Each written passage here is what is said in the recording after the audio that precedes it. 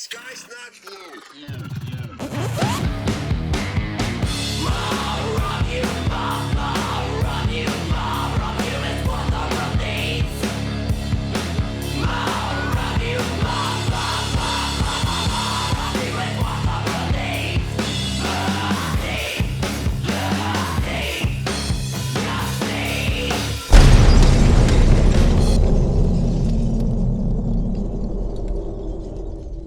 Welcome back to the Cult House Podcast. I am your host, the Scholar of Spite and the Saturday Night Delight, Roger Riddell. If you like what I'm doing, don't forget to like this video, subscribe to the channel, and hit that notification bell. Joining me today, he is a comic artist whose work includes Terrorwar, Dragon, Elvira, Vampirella, Red Sonja, and he is the winner of 1 year of Jets Pizza, Dave Acosta. How are you doing today, Dave? Hey, I'm very good. How are you? Pretty good. How was that year of pizza? It was great. I kind of feel bad because I'm such a Jets Pizza fanatic that I was gonna buy the pizza anyway. So it was so winning the contest. I just felt like I was taking it away from somebody else because I'm a mark. They got me. So but it was cool. Yeah, you can't really beat a solid pizza place. Oh man, yeah. I'm such a fanatic about it. Uh, my friends text me anytime they have Jets, like Dave, like anywhere, anytime. They're always got to let me know. Yeah, I've never had Jets before, but I live in Chicago and oddly enough, I've never been big They've on got them. Chicago style. I like Detroit They've style. got a couple. Yeah, they got a couple Jets Pizza in Chicago now. You got to try it. You got it. Tell them I sent you. Yeah, so I guess just to start out, the main thing that kind of prompted me wanting to have you on the show is that I had picked up Terrorwar. So I'd been excited about it for the past year since my friend Jay had told me about it. And he's inking it, and he's just like, yeah, I'm working on this cool project with Saladin Ahmed and Dave Acosta, and Heather Antos is editing it. It's just like all three of those things that he told me, I was just like, wow, I need to check this out when it comes out. And I knew nothing else about this book, like nothing about the story or anything. I just knew who was working on it. And so I went to the panel that you all did at C2E2, and that was the first time that I really had any idea what the book was about. And I was sold. Like as soon as I picked up the first issue a few weeks ago, uh immediately I was hit by this combination of kind of noir storytelling mixed with this 80s neon vibe, plus classic sort of team up comic book kind of thing where it feels like maybe a little bit of Ghostbusters meets X-Men, you know what I mean? Totally. Yeah, you nailed it right there. But thank you so much for picking it up. I appreciate it. It's my first time doing an image book.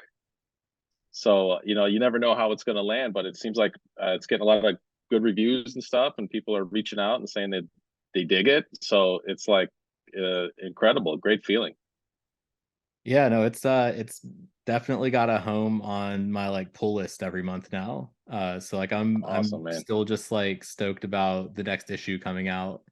Because you've got Cool. that the first issue just kind of builds that world, but then as much as you think that the world's been built, in that first issue, you get to the end of it and you all introduce this idea of competing teams. Mm-hmm. That's kind of a lot how Saladin stories work very often is it introduces the world and then expands it when you're not expecting it, because we play around with genre, tropes, like you said, like a noir or an 80s, kind of sci-fi thing. So you have familiarity already and you think where it's going to go, but then he'll just expand it in a way you didn't see coming and mix something else up in it, which is always exciting, super exciting to draw.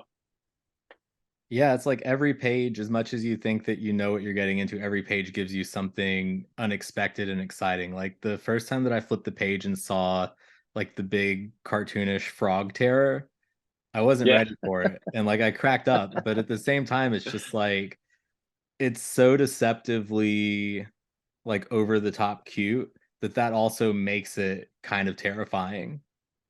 right.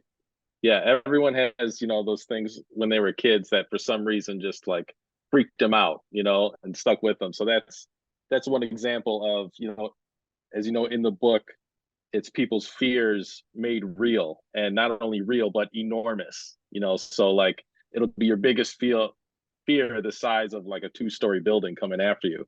And in the case you mentioned, this guy was afraid of a children's cartoon character, and it was an adorable frog. And the way I did it, it was on page 4, which if you're doing a comic, that's a page turn, so you get that surprise. So I made sure on page 3, before you turn it, you see the silhouette of the character, and I made it an adorable frog with two giant cartoon eyes on the top. But if you look at the page 3 before the turn, you see the silhouette, and it looks very much like a famous mouse from a company that starts with a D. Uh, his initials are MM. So I wanted to just subliminally give you the impression that this guy's being chased by Mickey Mouse, pretty much.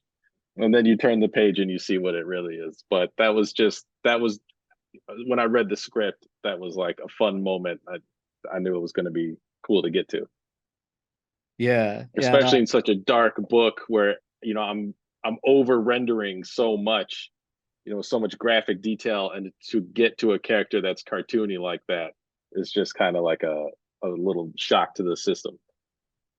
yeah, no, before we get too far ahead of ourselves on that part of things, basically the whole premise of the story is that there's this dystopian future where I guess there's only like one city left that's still inhabitable. The rest of the landscape is just kind of full of these terrors, and they take the form of whoever, whatever the greatest fear of the person that they're preying on is.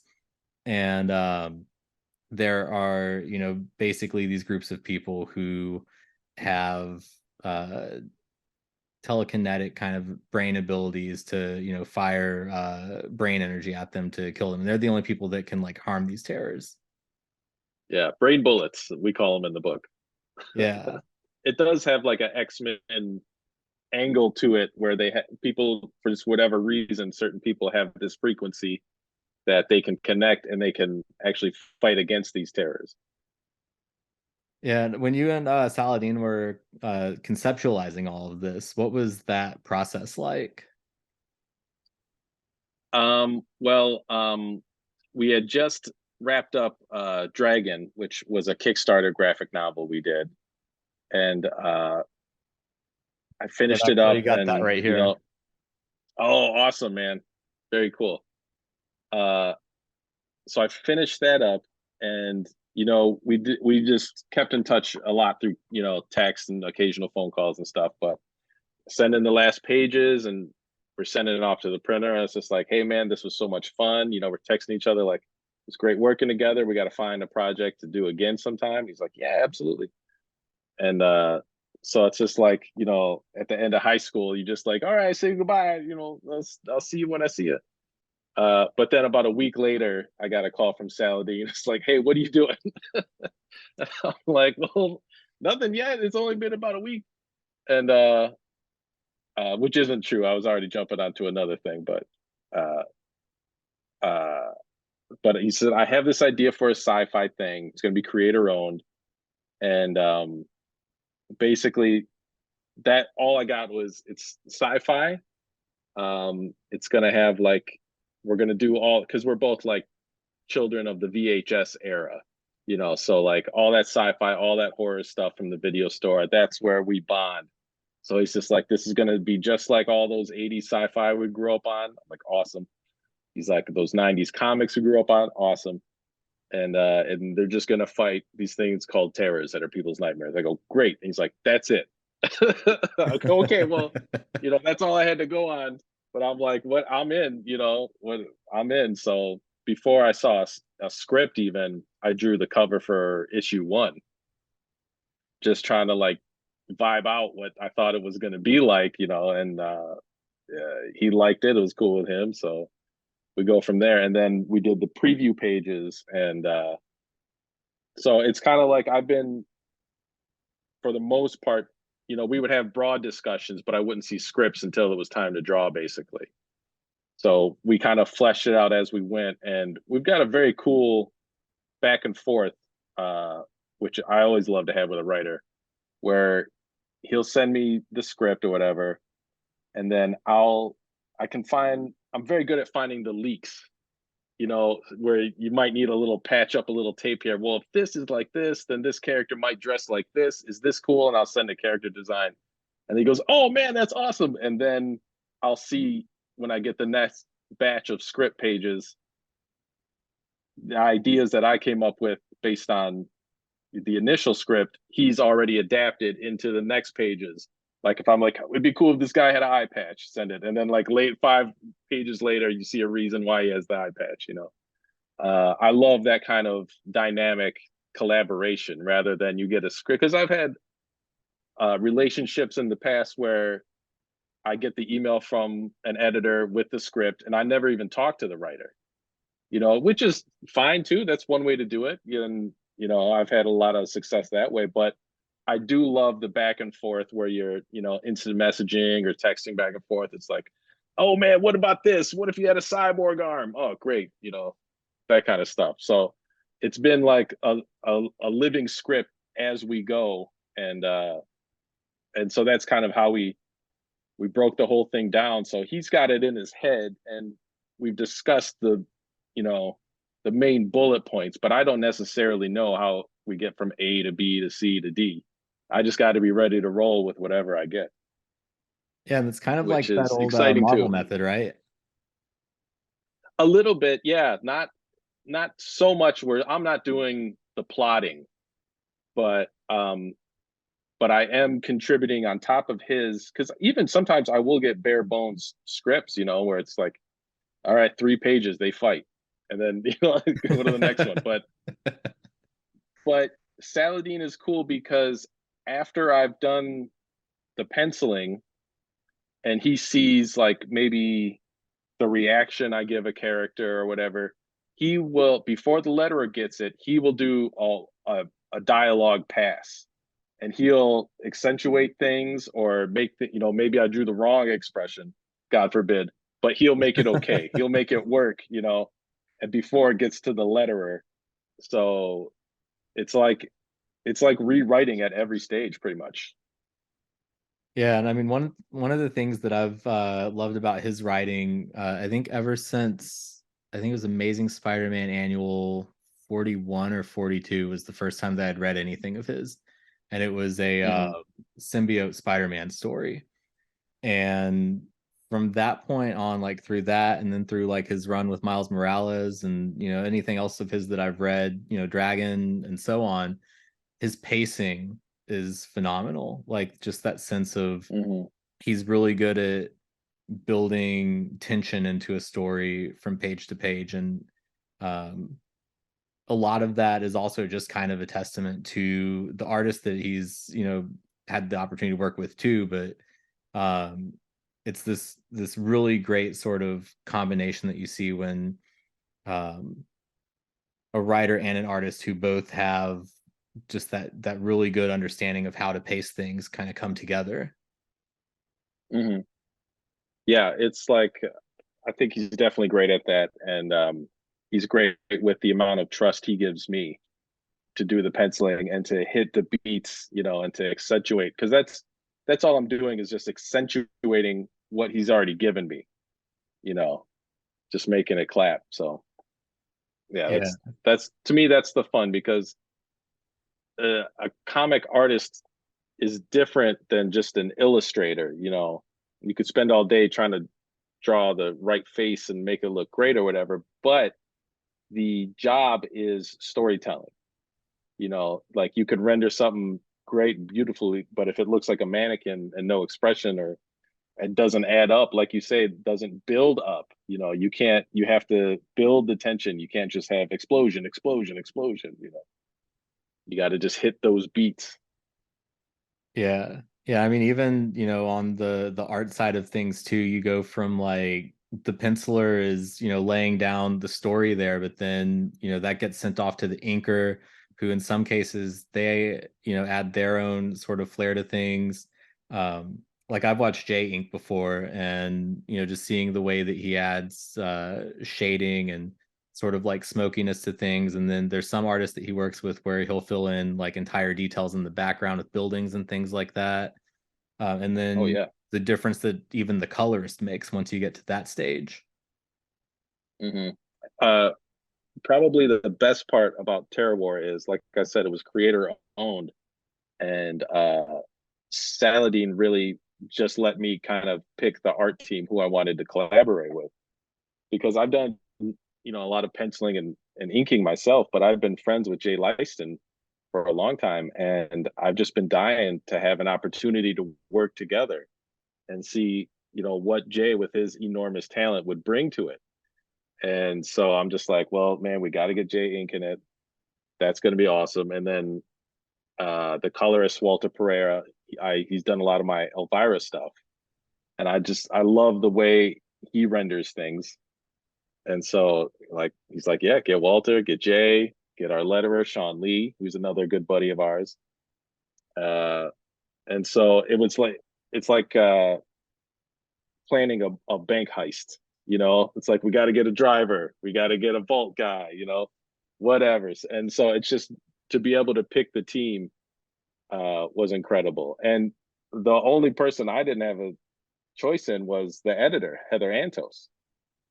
He Saladin had already hooked up with Heather as far as editing this book, and usually the editor would have a say in the team or whatever. But and I'd never met Heather, but working with her has been incredible too. Just an invaluable part, just keeping us on schedule, keeping us motivated, and getting those emails. Hey, just a reminder, we need some of those pages. What's the status? Which is the hardest part for a freelancer to do. Last thing you want to do is like one, I'm late on my stuff. I can't. How am I gonna like try to like tell Walter or somebody, hey, we need those pages. Like, we're all late.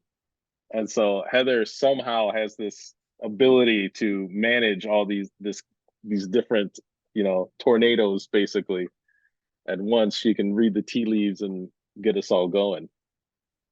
Yeah, like I've never read a book that she's been involved in that wasn't just like top tier. Like Yeah, everything that's always on, books that she's put in charge of feels like it just all comes together. uh I don't know if perfectly is the right word, but I mean it's always some of the best Star Wars comics that I've read she was in charge of. totally. Yeah.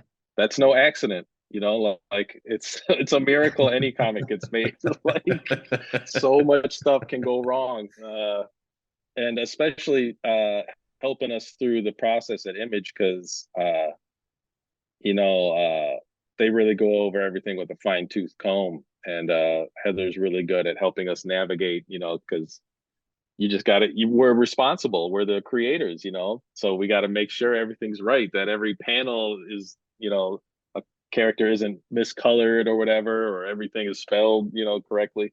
Stuff that the last stuff you want to think about, like after I've drawn it, I'm like, I draw it, what do you mean? I got to go back and look at it. Like, but when you're, when it's creator owned, it's like you have this whole other administrative job you got to do, and I can't imagine doing that without Heather.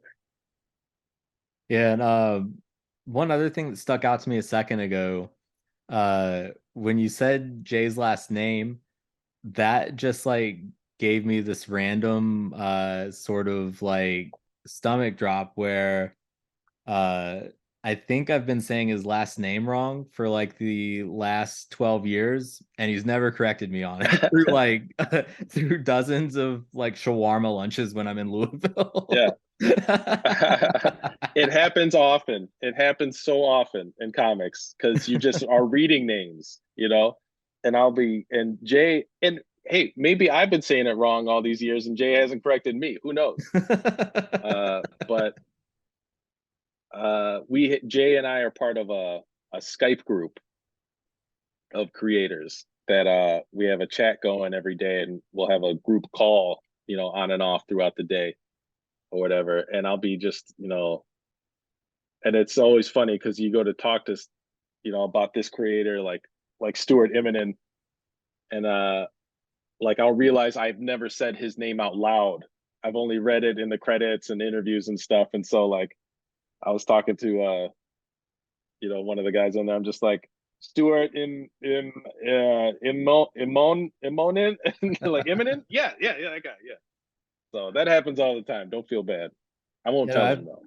I have the same thing with Gary Conway, where it's like he's one of my favorite Spider-Man writers of all time, but I never know for sure if it's supposed to be Jerry or Gary.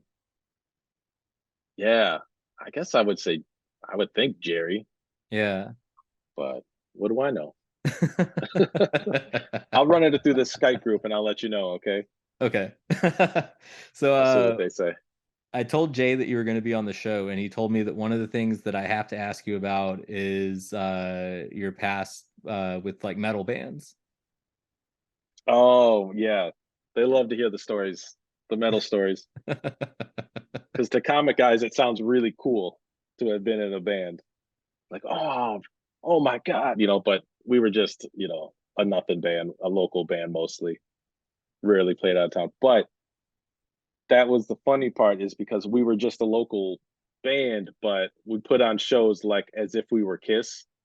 So we had like full costumes and makeup, and like, we would do like stage routines and stuff because we had like a lot of we had two guitar players with harmonized guitars and stuff like Iron Maiden style. And we just, yeah, we just went nuts with it. So we had a local reputation, but we didn't really do much with it. Yeah, I mean that's half the fun of music though, is just the theatrics and trying to get the crowd into this image that the show that you're trying to put on for them. If you're not that good, you can just wear costumes and dance around, and it impresses just as much as musicianship. So that was one way to get around it. Yeah, But I it mean was cool. It was a lot of fun. Yeah, yeah, that's it's what I worked did in for my Gene 20s, Simmons for basically. years, you know? Yeah, he's terrible. Yeah, and he's Yeah, had it's a all whole just open career being notes. terrible. Yeah, totally. So we were called Wolf Bait, and I used to wear, my stage name was Sagittario, and I had a quiver of arrows on stage, and I had makeup. My costume was like a black and silver Thriller jacket that I cut the sleeves off of. It was cool, and we played some pretty dangerous places in Detroit, and once in a while I'd get stopped by the security at the bar with the arrows, like making sure they didn't have tips. And I Yeah. go, no, man, it's just stage arrows. Don't worry about it. Were you like the guitarist or the Yeah, it was bassist or fun. what? I was, a co-lead guitar player. Nice. The quiver thing would be perfect if Yeah, you'd been the drummer, because then you just keep all your drumsticks in there, you know? that is a good idea. Yeah, but I would, I, at one point during because we had a whole stage show where it was choreographed. So at one point I would take one of the arrows out and then play my guitar with it, like Jimmy Page and his violin bow, and you could throw it in the crowd. Yeah, so back to Terror War. One of the things that stuck out to me about the designs of the team, who you've got on the banner behind you right now, uh, is Yeah, that you were talking about like the different archetypes for books, and you've got like um they're designed in a way that both fits archetypes, but then also kind of pushes against them. And like the one character that sticks out the most to me is probably Dr. Paz, because he's kind of the way that like Hank McCoy is, where he's the brains right. of the team, but he's also just like very large and imposing. He's huge and he's ripped, but he's the Yeah. medic. He's not the muscle.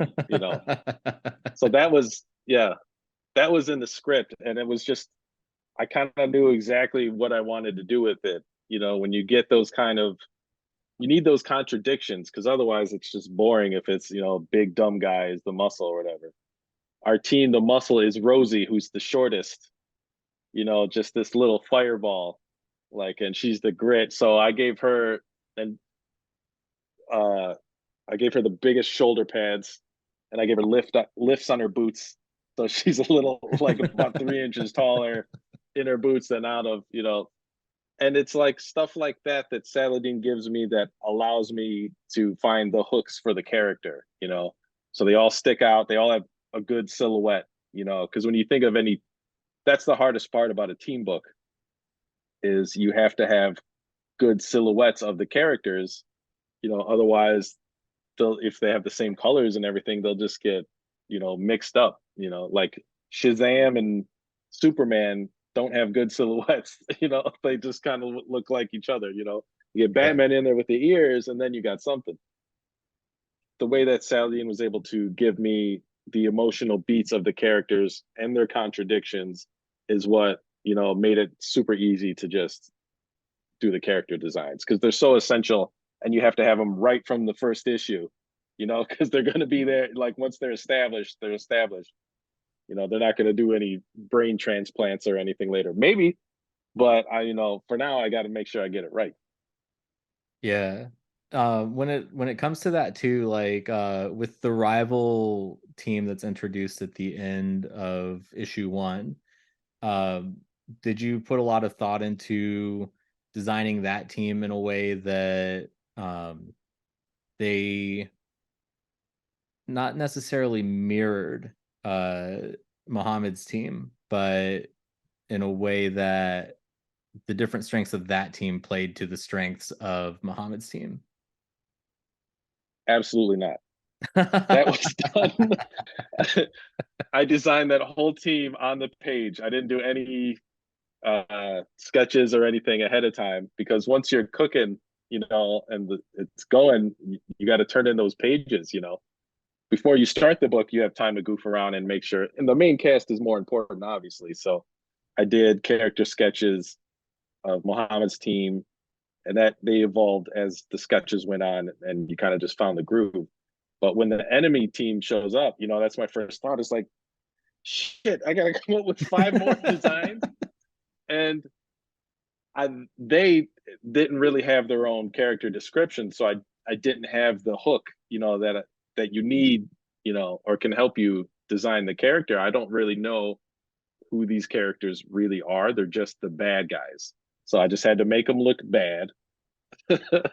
And because you never know if, you know, if they could all explode, you know, 3 pages in, so you don't want to spend too much time doing it. But it's just, you're pulling from everything you ever saw in your life. So like the main guy, Paulo, kind of talks like a hillbilly. But for some reason I just gave him a crazy anime mohawk, and then I go, what stands out? What's his silhouette? So I gave him this enormous rat tail that just comes up the back. It doesn't fit at all with like when you think a hillbilly character. Or maybe it does, but it's just, you're just pulling just for anything. And then there's another character, the pharmacist, who has all these needles and stuff on his fingers that, you know, poke people with. I just gave him that. I remember Mad Max had this weird like skirt in the front of his jeans, like in Road Warrior, and like I'm like, I'm perfect. Put that in there, you know. So you like, once you're expanding the universe and you're in the midst of the story, you just have to kind of rely on your instincts and be like, I need to do a whole nother team, and this is it on the page. And I remember I actually inked the page where you see the enemy team, Paulo's team, for the first time. And because I told Jay, because I go, I still don't know how these costumes are going to be. So like, I'm gonna let me ink this one, and then that'll be the decision, and then I can draw them consistently from that first page. So the whole, you know, into issue 2 or whatever, as I'm drawing it, I'm still looking at that last splash page from issue 1, trying to remember how their details go of their costumes or whatever. It's like an ultimate sin of the comic artist is to design on the page, but 80% of the stuff is done that way. You know, once you're in there grinding out pages, like you got to just hope for the best. But that's why it's so great to have such a fluid collaboration with Saladin, because if I just do some wild stuff that doesn't really make sense, when he goes back and does the lettering pass of the dialogue, he can make it make sense. He can bring it together with his vision. So that's why it's good to have that trust and that back and forth. Yeah. I mean, with the character designs, one of the other things that stuck out to me was the one dude on that team has a sword, and I'm like, what's he gonna do with this? Thankfully, Saladin did hit me with their weapons, so I knew, one guy's got a chain, one guy's got a sword. Because he wanted to make a big difference between like the terror war, even though our characters are using guns, it's not real bullets. Like real bullets, real guns are hard to come by in this world. So he just wanted to open it up weapons wise, with a sword, with a chain, with the needles, that everyone has a unique way to use their powers on these terrors. And to me, I look at it like, part of how I design stuff is I look at it like toys. Like, what would the toy look like? What accessories would they have? So it's got a badass sword, gotta have it. Yeah, because a minute ago, when you were describing how would they look in a lineup with their silhouettes, that made me think of something that Todd McFarlane told me one time about, whenever you've got like a toy line coming out, you want them to have like a lot of variety in the height. Like you don't want like Chewbacca and Darth Vader to be the same size as Princess Leia. Yeah, absolutely. I always think of one of my favorite toy line is probably the Teenage Mutant Ninja Turtles, like Wave 3 from like 91, where you've got like the pizza guy, like all these horrible looking toys that for some reason my parents bought me. Like they're all gross, but they're so unique. Like they're just like the coolest designs. And I always think I'm trying to, when I'm doing characters, I'm trying to get in that headspace of like what's going to look good on the back of a card where you get to see all the toy, because Yeah, when because you the think of pizza guy like had the like a original peg Star leg. Wars toys, yeah, into a pizza box. It was awesome. I forget what was in there, but it was like the grossest stuff, and I'm just totally fascinated by that kind of stuff. Yeah, because I think that was like, was that around the time that they had like the snake guy too? And they had him articulate where it was like the segments of him were all articulated. Oh yeah, Yeah, and he yeah, had like the kind of, I think it was like a cobra frill. It was like right near the yeah. end of that wave of like Ninja Turtles kind of hype. Hmm. Got like wing nut, Yeah. all kinds of crazy stuff. Yeah. Yeah, So no, when I'm designing characters, I'm low key. I'm thinking about the box, the box art for them. yeah, I loved how like off the rails that whole line went when I was a kid too, where they had like the Universal Monsters turtles at one point, and I think Yes. Star Trek line. Yeah. Any kind of variation you could get on those four turtles. Like the turtles were the most boring part of the Yeah. whole thing. Yeah, it's like with villains, they eventually hit a point where they're like, what other kind of animals can we do? Well, what about dinosaurs? Yeah. It's like, well, they're from Dimension X, so okay. That's Yeah. just like Perfect. anytime you need a reason to have something weird, it's just like, well, Dimension X. I think Mutagen Man was in that line too, where he was just disgusting. It was like eyes and a digestive system in a tank of water with Yeah. these gross like you see the sinews and muscles in the arms, like But then he so still had gross. briefs on Loved for it. some reason. Yeah. You gotta be modest. Yeah. Even though he's just a organ system or whatever in this tank, you still can't just have Mhm. everyone being able to see his colon. Yeah, of course not. Gotta, show some class. Yeah, so But that's what I'm always going for. That kind of variation that, you know. yeah. So if you were to have a terror appear, what would it be? Hmm. I don't know. I don't really have too many like fears like that. I think, did you ask this at the panel? No. Somebody asked this at the panel, and Saladin said, "Well, as a father, anything happening to my kids would be my biggest fear." And I have 3 kids too, so I'm like, yeah, that is the worst thing. But at the panel, I just said the scariest thing. I thought back to when I was a kid, and the scariest thing was alien abduction because there's no 911 to call. There's no one's gonna come get you. Yeah. If aliens abduct you, they got you as long as they want you. That's it. You just give in. It's over. So alien abduction. I mean, I guess that's up there. Yeah. A good old fashioned haunting kind of that would suck too, right? Being Yeah. trapped in a house that you owe, hundreds of thousands of dollars on. Find out it's haunted. That would suck. When I was a kid, me and my mom and my sister lived in this trailer behind my grandparents' house, and their basement was like kind of weird because years before in like the 40s or 50s, this lady who had originally owned it, she was an older woman and she fell down the stairs in the basement and died. And when I was a kid, every now and then out of the corner of my eye, I would see this old lady walking across the yard, and I'd turn to look and there wouldn't be anyone there. And Oh man, occasionally at like different times of the year, you could hear kind of like this sound that sounded like a scream and then someone falling down the stairs. And I've never had any explanation for it at all. that's Like, incredible. yeah, because my grandparents heard it too, and like they acknowledged that they didn't know what it was. So it was the whole Wow. thing. Oh man, that's messed up. Yeah, no, That's messed up. I can't believe they acknowledged it instead of just being like, "No, I didn't hear it. What are you talking about?"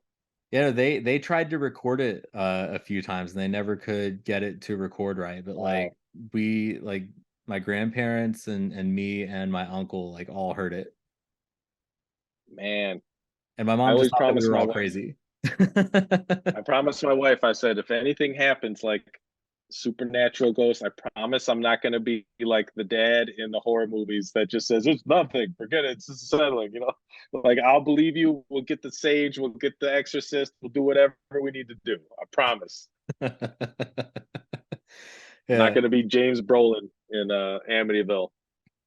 Yeah. I mean, so you mentioned alien abductions too, and like back in 96 when Independence Day came out, I was in like fourth grade, and the marketing for that movie, at one point they did this whole thing that was like it was totally a ripoff of War of the Worlds, where Fox took over like I think it was like a half an hour or an hour one Sunday night and just like played off this whole thing like these aliens were actually invading and there were these ships over like major cities. So I think most adults like knew what was going on, but like as a Mm-hmm. fourth grader who had no idea what the whole like War of the Worlds scare was, it scared the shit out of me until I figured out that it was fake like 20 to 30 minutes in. I had no idea they did that. That's Yeah. wild. Yeah, it was just I on like was some random weekend night. That's super cool. Because I used to back then they had shows like Sightings.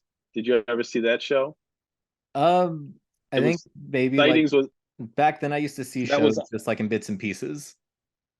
that was on it was like a tabloid show where they would do like a couple different segments about supernatural stuff, and it was on before like X Files every Friday night.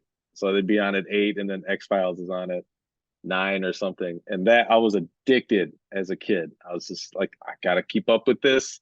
I gotta know where the Bigfoot is. They had ghosts, aliens, footage, all that stuff. I was Yeah. obsessed with it. I remember that show now because I remember seeing that one weekend when it was the same weekend that one of the first documentaries trying to claim that the moon landing was fake came out, and they put it on like Uh-huh. right after X Files when it was on like a Friday or Saturday, Ah, and then Sightings was also at the mm-hmm. same time.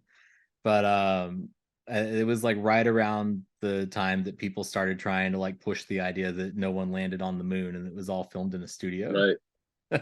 That's hilarious.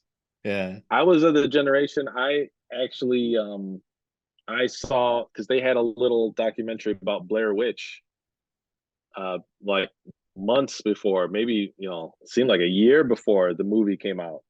Like as a little pseudo fake documentary, like you're talking about the Independence Day one.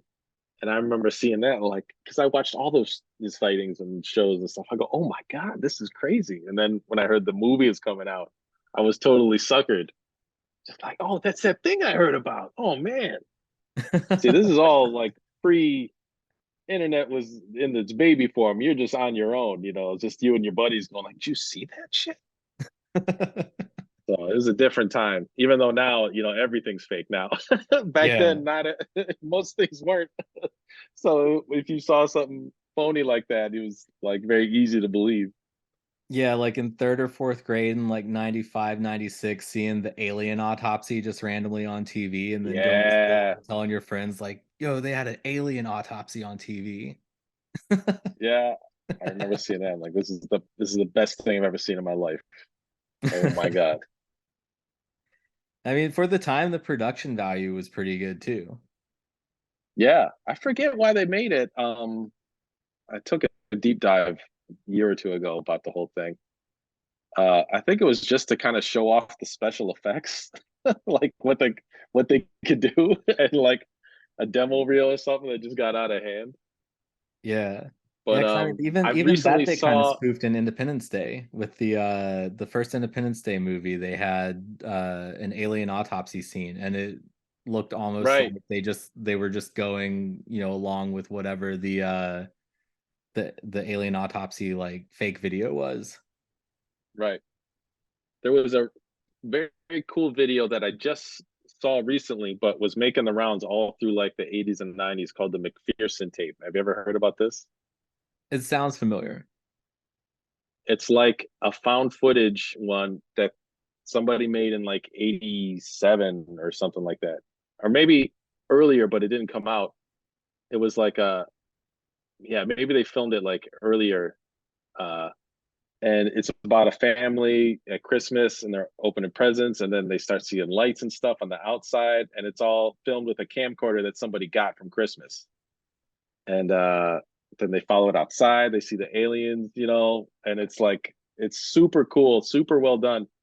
But it became legendary because a distributor was putting it out and they sent out like review copies and demo copies to video stores all over the country. But then they went out of business before they could ship the tapes. So there was just like 100 or so copies out there and no official one to buy or anything. So like people started taking these to UFO conventions and saying, look, I got this crazy tape, so it grew in legend. But now it's on streaming, of course. But it was cool. It was one of those that very well done. Yeah, it's kind of like that famous Bigfoot film too, where Yeah. got him like walking along a creek supposedly. Hmm. That one's wild. That one's wild because there's people that can like say where the suit was rented from and everything, and like because there's only like a couple guys had really good gorilla suits back then, like, but then it's so weird to fake too. Like it's yeah, bizarre. I love it. Yeah, if there's like one hoax that you wish was true, what would it be? Mm, one hoax. Like, give me some examples. Um, Bigfoot, I don't alien know. abductions, Chupacabra is a fun one.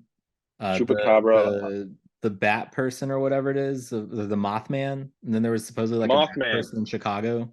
Yeah, yeah. Mothman would be cool. Hmm. I don't know. Let me think. There's the Montauk monster, those experiments with like time travel and stuff. Yeah, Um, hmm, this is a good question. It's a very good question. I'm gonna say Mothman yeah, because he predicts like disasters. He's interdimensional. There's like Men in Black that come afterwards. Lost time. It's kind of got everything. yeah, yeah. I'm not 100% sure what mine would be, just offhand, but I would say probably Mothman is up there. I've always liked the whole like Loch Ness thing, and I guess there's a Lake Erie Yeah. monster too, supposedly. Oh, Uh, really? I think so. Is it like, or is it Lake Huron? Like one of the Great Lakes supposedly has its own monster too, and I think it's whichever one is the deepest one. Yeah. I'll have to check on that. Yeah. That sounds cool. Yeah, because just the idea that there's like a dinosaur that's lived down there for millions of years and no one has ever actually come into contact with it with, substantial footage. It's Right. that's kind of amusing to me when we actually still have like actual dinosaurs like alligators still just like roaming around. Totally. It seems kind of like plausible. Like it could be, man. We just don't know. Ocean's so deep. We don't know what's down there. Yeah. No, like they No one's looking in the the right giant spot. squid that wash up every now and then are frightening. Oh shit. You know what? I think I know what it is. Bermuda Triangle. Yeah. That's what I want to be real. Yeah. I want a vortex because that Yeah. was all over like in the 80s too. That was like huge. They had all those Time Life books where it's like secrets of the Bermuda Triangle. Oh, and it's the plot of like That a was half good. a dozen Hanna-Barbera cartoons too. Like Johnny Quest had a Bermuda Triangle episode. There's Yeah. weird Hanna-Barbera Godzilla cartoon that had a Bermuda Triangle episode. Awesome. Yeah. I'll go with the Bermuda Triangle. Because you could dip in and out maybe. You could go check it out, you know, could be cool. Yeah. So I had shown well here's the first issue of Terror War for anyone who wants to track it down. But I had, mentioned Dragon a minute ago. How did you and Saladin initially link up for that and end up doing this um trying to think of the best way to describe it because I just love the story of the whole thing because I'm a sucker for anything that's like Dracula. I'll Yeah. give anything Dracula a shot, but it's it's like a really good spin on a Dracula story. He pitched it to me like, you know, a medieval Dracula story, but from the point of view of the Ottoman Empire, which is like so genius. Like I've seen 100,000 Dracula stories, and I've never seen it from that angle. Because we know that Vlad the Impaler is famous for putting heads on, pikes, and Saladin, he's the one that told me just like a lot of those heads had turbans on them. Yeah, Like the Ottomans were all up in Vlad the Impaler's, trade routes and everything, and they had this, because Vlad and his brother were raised, uh, in the Ottoman Empire as like a trade to keep Vlad's dad in line. Uh, so they're like, okay, well, we're gonna take your two prince sons and we're gonna keep them here. And so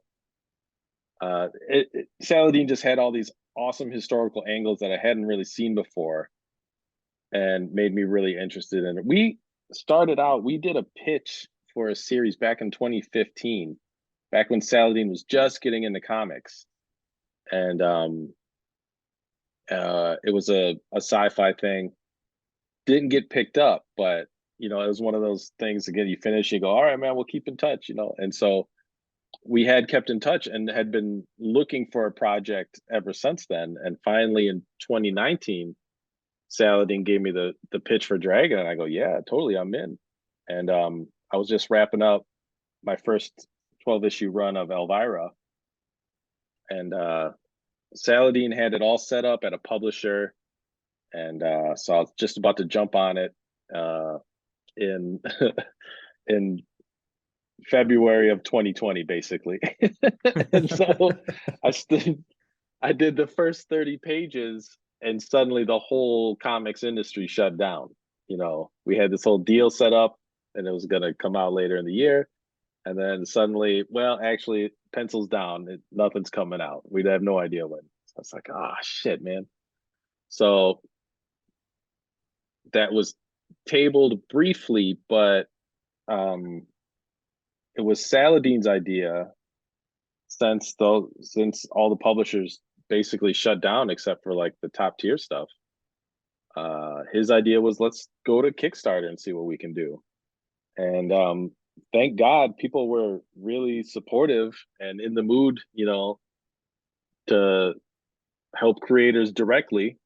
And so we just had a phenomenal run at Kickstarter with it, and it allowed us to, you know, put in all the things we wanted to put in the book and to do it the way we want it done, with the hardcover and the slipcase and the spot black. That was what prepared us for doing. Now working with Image on Terrorwar is like a breeze, because on Dragon we were the publisher. We had to do everything. We had to get quotes from the printer and the shipping and the fulfillment people.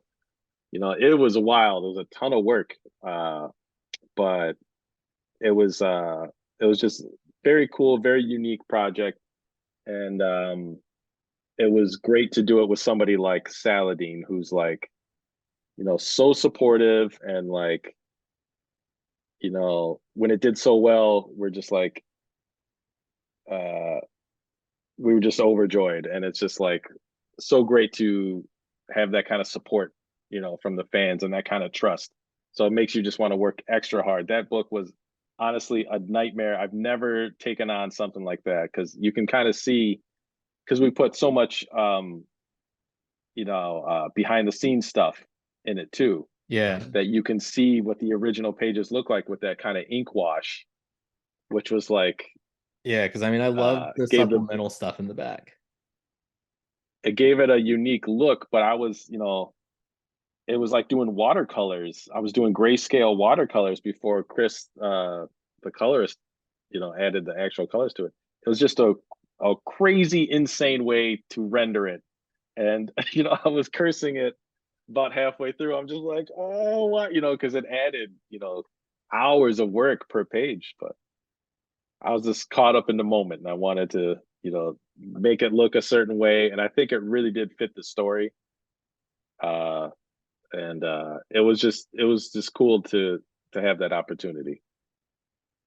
Yeah, yeah. I mean, the final product is just like phenomenal, from the art Thank you. style to um the story itself, to all of those extra materials that are in the back, and then even just the hardcover beneath the dust cover itself, just being like that blood red shade.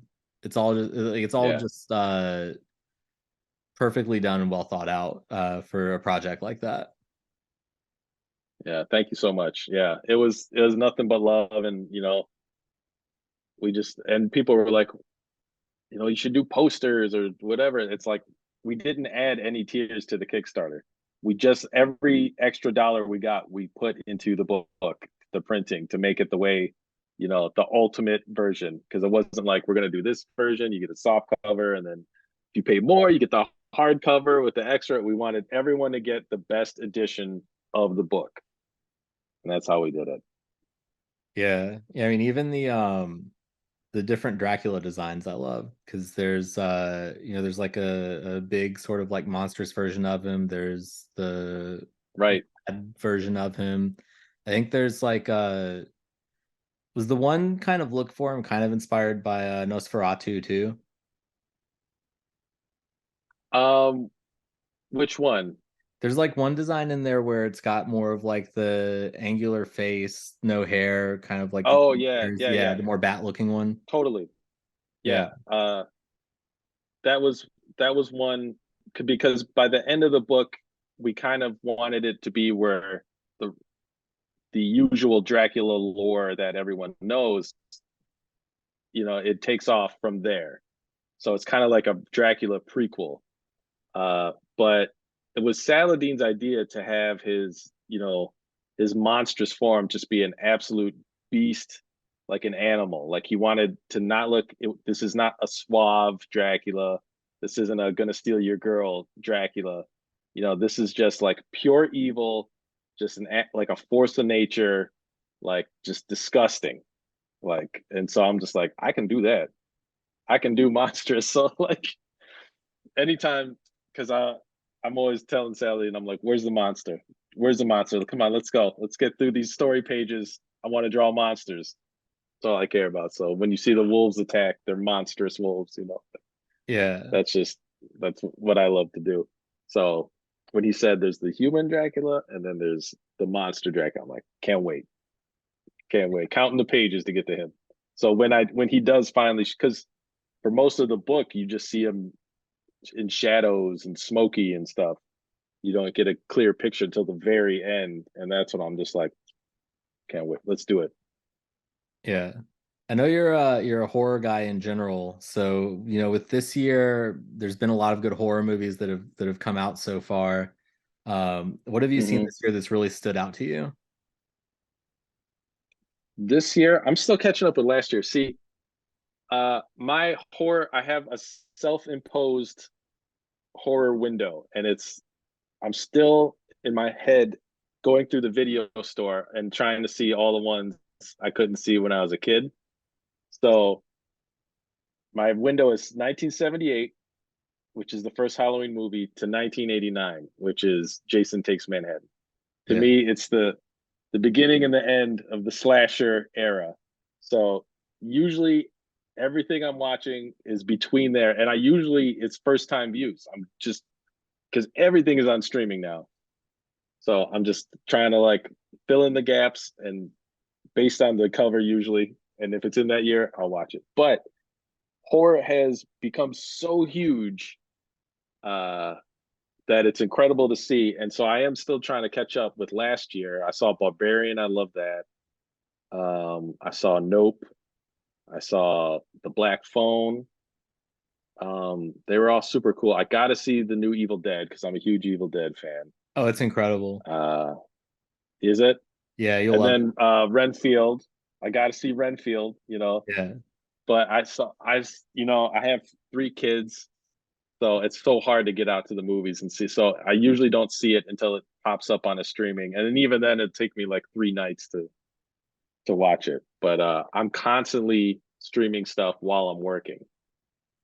Yeah. I Like I'm saw so always I saw have Renfield a something few on. weeks ago, and like I was shocked last night that it's already like available for purchase or rent on streaming. Yeah, yeah. I'm Yeah. just gonna have to buy it. Yeah, I don't know if I can wait.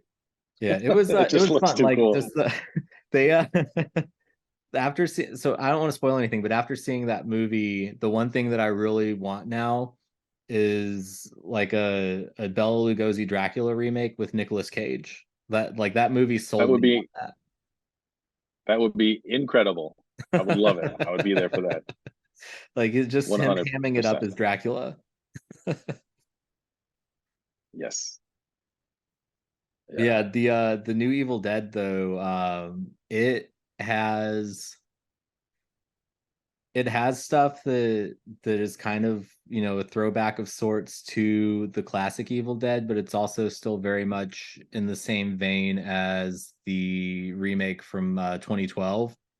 But Hmm. I'm kind of excited where they're going with it because I was reading a Bruce Campbell interview a few weeks ago where he was talking about how the goal for Sam Raimi now is like a producer of the franchise, and I guess Bruce Campbell's a producer now too, is for them to Yeah. eventually have that sort of remake line merge with like the classic Evil Dead, which is going to be kind of interesting to see because they're a little bit tonally different because the current like the remake from 2012 and then Evil Dead Rise are a lot less kind of slapstick humor.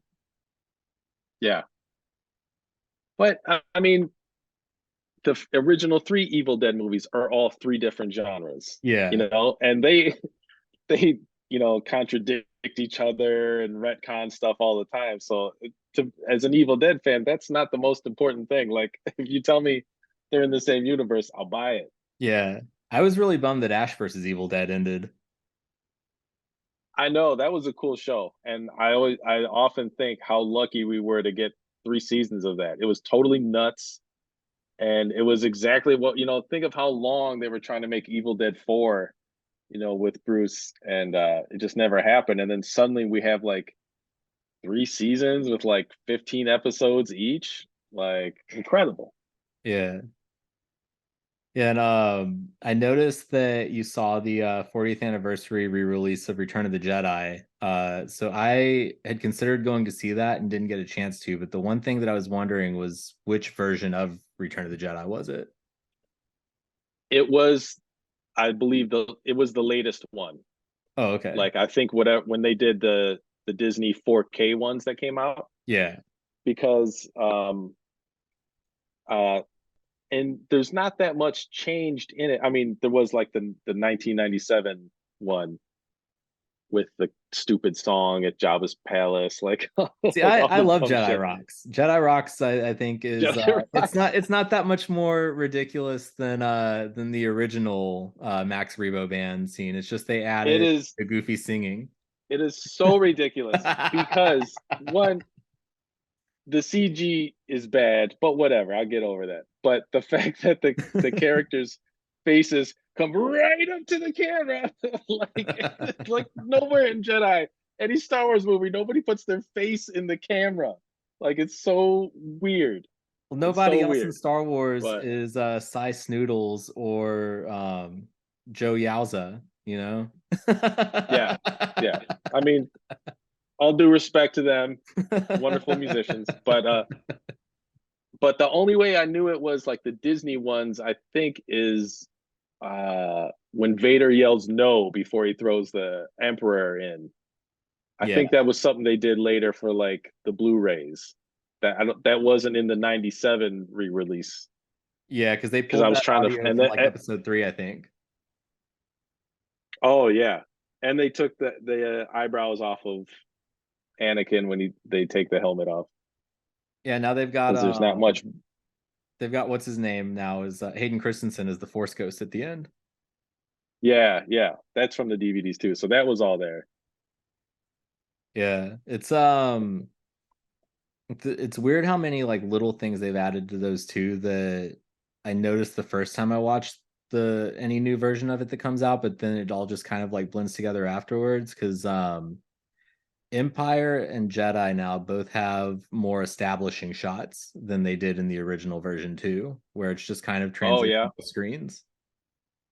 that's interesting. Yeah, I think they Yeah, in I those hadn't newer noticed ones that.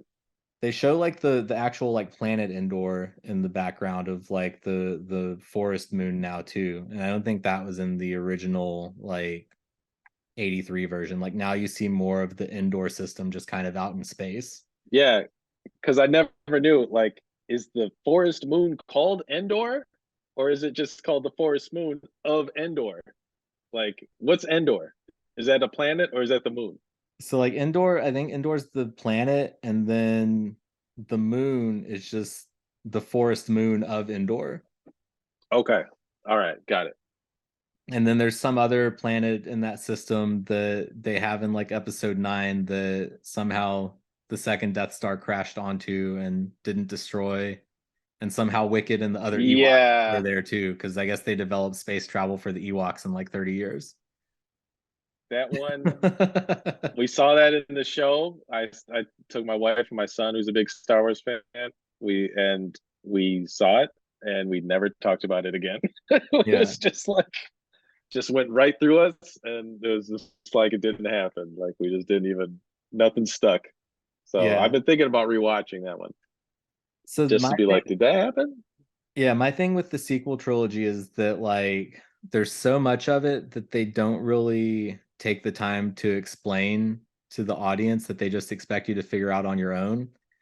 Because they Right. basically by the end of that um trilogy, they essentially just adapted Dark Empire, but did it in a way that accounted for the fact that like all of the original actors were too old to actually do Dark Empire directly. So they like changed Mm-hmm. bits and pieces of it, and they still had Palpatine come back at the end on his clone planet, but they changed the name of the planet and they waited until the very end to be like, oh yeah, Palpatine is just hanging out here on this planet manipulating everything. But Right. my favorite thing about that trilogy though is that when the first one came out, uh I have a coworker who's also a big Star Wars fan. And when it first came out, I told her, I guarantee you that by the end of this, they're going to reveal that Rey is a Palpatine. And she's like, no, that's crazy. That's ridiculous. They wouldn't do that. And they get to episode 9 and Rey is a Palpatine. Yeah, yeah, you called it. Like it makes sense with the overall pattern of things. And like even then, if you like read between the lines in the prequels, technically the Skywalkers from like Anakin on are kind of, it's implied that they're kind of Palpatines with that whole thing where Palpatine's Right, talking about manipulating midichlorians to create life. He's basically explaining to right, Anakin how he's a virgin birth. right. Yeah, in the yeah, it's like a confession sort of. And I think in the now this is so nerdy, but I think in the novelization they go farther into it that Yeah. that Palpatine was directly responsible. Yeah, because in the But novelization, I had a friend in high school who had it because he was like super invested in like the entire expanded universe. And he had mhm, the novelization a few weeks before the movie actually came out, and he was like, "Yeah, Palpatine's basically Anakin's dad." And I was like, "Wow, I guess that kind of makes sense, but okay." But I kind of want to try to track him down to catch up with him because I have to imagine that he was crushed when Disney bought Lucasfilm and erased like the vast majority of expanded universe stuff. Even though they've right. reintroduced a whole lot of it, like he read every single like novel and comic and everything that came out in Star Wars and was just like super invested in it. Right. But I'm not surprised that they ditched it because if you're gonna get directors and writers involved, they want to do it their way and they don't want to have all this canon, all these books and stuff they got to read. Yeah. I just forget it.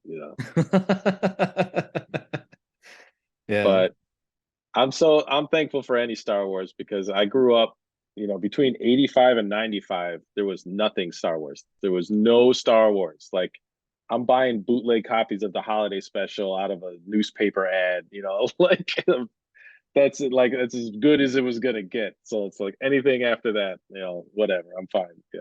It's Oh crazy yeah. that it's just dominated, the culture so much when I grew up and it was just like the nerdiest thing you could possibly be into. Maybe Doctor Who was nerdier. So Star Wars and then Doctor Who, but at least they were making Doctor Who's. Yeah. Star Wars, it was just one day that the faucet was just off. It's like, oh, the droids cartoon went off the air. It's like, we got nothing. I remember being in like the Star Wars Insider like fan club and getting the magazine every month when I was in Oh, fourth yeah. grade in like 96 and like That was the first yeah. sign of life. We started getting the Topps trading cards with all the cool artwork and stuff on them. And then Star Wars Inside, it's like, oh my God, a magazine. This is incredible. And it had like Boba Fett comics in it. Yeah. Like, They did I Shadows of the was, Empire like in 96 and it was yeah, big kind of multimedia experiment to kind of test the waters for more Star Wars movies. yeah, new toys and stuff. That was like unbelievable Yeah. as a fan. That was very cool because it was dead for so long. Yeah. Felt like forever, but it was only only like 10 years. Oh yeah, no, if you told like 10-year-old me in 96 that, in 20 years or whatever that there would be, two more Star Wars trilogies, a bunch of like ancillary movies and TV shows, Mm-hmm. and then on top of that that you would have like 30 something Marvel movies and 15, plus streaming series, my mind would have been blown. Yeah. I'd be like, you're lying. Yeah, it's wild. It's like, what? I'm over here watching the 87 Thanksgiving parade, just trying to get a glimpse of some dummy dressed as Captain America. Oh my God, that's so cool. Watching the trial of the Incredible Hulk because Thor's in this one. Yeah. No, I think it'd be. I mean, time will tell, but I think it'd be pretty cool to see like a Terror War like series or something at some point too, just from the premise that's presented in that first issue. Like I like to just like imagine that like that's a possibility down the road because I do really love the story that you all have set up and um it's kind of like for a sci-fi story it pushes all the right buttons in the same way that something like Tim Seeley's Hack Slash does for like slasher kind of stuff, you know? Right. Yeah, it certainly wasn't designed with that in mind. I'm like I try to make everything I do as comic booky as possible, Yeah. because there are so many things that come across that as just a pitch for a TV show, and Yeah. like, oh, well, and that was very big about 10 years ago where I would get people trying to pay me to draw their scripts, basically their screenplays. Uh, but so everything I try to do, I'm like, what's the most comic book-y way to do this? Like, I don't want it to look like, the Ultimates where everything's looks like a widescreen movie every panel. But that said, there is already maybe some interest about it, some multimedia stuff for Terror War, but it's so far away from anything like that. But it is a possibility. I think it could very easily translate to a live action thing or even an animation. Like if they did an anime of it, Yeah. that'd be cool too. But because it's about the storytelling and about the characters. And once you get that kind of solid foundation, I mean, you could tell all kinds of stories with it. Yeah. Well, I've had you for over an hour now, and I don't want to take up too much of your night, but we should do this again sometime. Yeah, man. Thank you so much for having me. Appreciate it. Yeah, thanks again for taking the time. Is there anything else that you want to get out there before we wrap up? Uh, yeah, Terror War #2 is coming out May 24th. Image Comics, and then other than that, I'm doing covers for Elvira's new book, Elvira in Monsterland, which I think I just finished up the last cover for that today, actually. Yeah, I think Yeah, I just which is saw the always post with super the fun. Wolfman. Yeah, yeah. That's for issue 3. That was cool because I've been a huge Elvira fan, since I was a kid, and so being able to draw her comics, and then now that I'm doing my own stuff, they still let me do the covers, which is super cool. So I still got a foot in that. Yeah. But yeah, look out for those. Yeah, well, thanks again for taking the time tonight, and I'll catch you at a convention sometime soon. If we don't do this again before then. All right, sounds good. Good talking to you, man.